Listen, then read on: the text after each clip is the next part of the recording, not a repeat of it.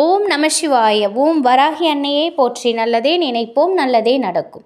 இன்றைக்கி நம்ம பார்க்க போகிற பதிவு நம் வீட்டில் நேர்மறை ஆற்றலை அதிகரிக்கிறதுக்கும் செல்வ செழிப்பை உண்டாக்குறதுக்கும் நம் நிலைவாசலில் இந்த ஒரு பொருளை நம்ம தடவி வைத்தோம், ஒட்டி வைத்தோம் அப்படின்னாக்கா நிச்சயமாக நம் வீட்டில் செல்வ செழிப்பு உண்டாகும்.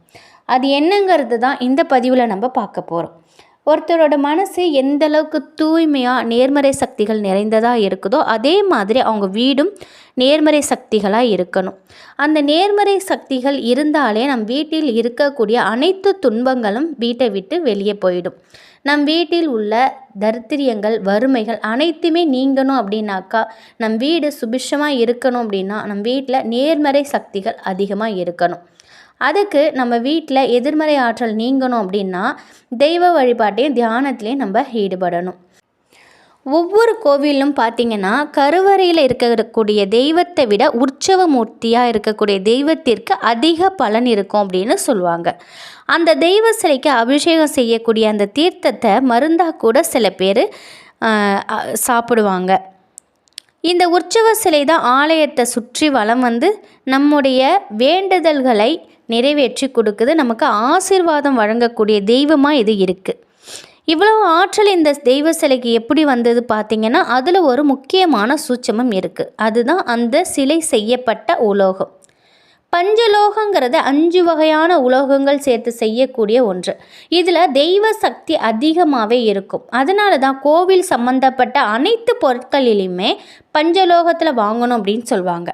அதோடு மட்டும் இல்லைங்க, நம் வீடு கட்டும் பொழுது பார்த்திங்கன்னா நில பூஜை பண்ணுவாங்க இல்லையா, அப்போ நில தூக்கி வைக்கும் பொழுது அந்த நிலைவாசலுக்கு அடியில் இந்த பஞ்சலோகத்தை வைப்பாங்க. இன்றைக்குமே அந்த பழக்கம் இருந்துக்கிட்டு தான் இருக்குது. இது இந்த பஞ்சலோகத்தை நம்ம முறையாக பயன்படுத்தணும் அப்படின்னாக்கா நிச்சயமாக நம்மிடம் இருக்கக்கூடிய எதிர்மறை ஆற்றல்கள் அனைத்தையும் நீக்கும் வல்லமை கொண்டது தான் இந்த பஞ்சலோகம். அதனால தான் நம்முடைய முன்னோர்கள் பார்த்திங்கன்னா பஞ்சலோகத்தில் மோதிரம், காப்பு இதெல்லாமே போட்டிருந்தாங்க.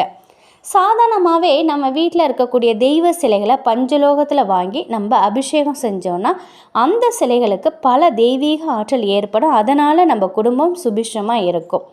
பஞ்சலோகத்தை எளிமையான முறையில் நம்ம வீட்டில் உபயோகப்படுத்தினா நம்முடைய வாழ்க்கையில் இருக்கக்கூடிய அனைத்து விதமான எதிர்மறை ஆற்றல்களையும் நீக்கலாம். அதை தான் இந்த பதிவில் பார்க்க போகிறோம். சுத்தமான பஞ்சலோகமாக பார்த்து நீங்கள் வாங்கிக்கணும்.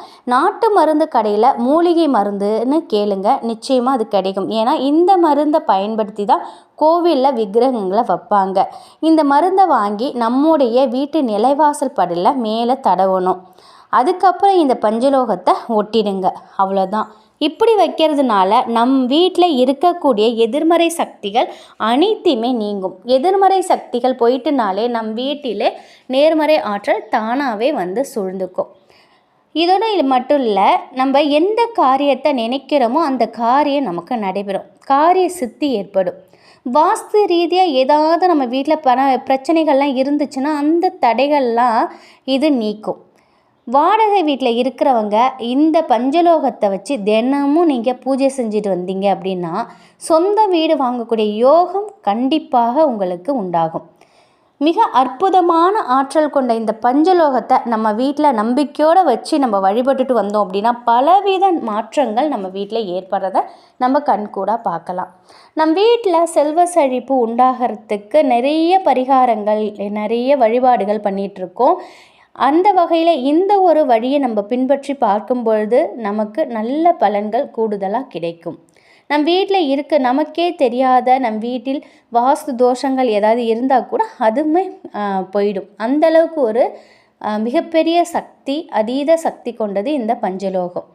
இதை நம்ம இது மாதிரி பண்ணும் பொழுது நம் வீட்டில் சுபிட்சமும் செல்வ செழிப்பும் ஆரோக்கியமும் மகிழ்ச்சியும் உண்டாகும் பொழுது நிச்சயமாக இதை நம்ம ட்ரை பண்ணி பார்க்கலாம். இதை ஒரு முறை நீங்கள் செய்து பாருங்கள். உங்கள் வீட்லேயும் நிச்சயமாக சந்தோஷம், நிம்மதி கிடைக்கும். சகல ஐஸ்வர்யங்களும் உங்களுக்கு கிடைக்கும்.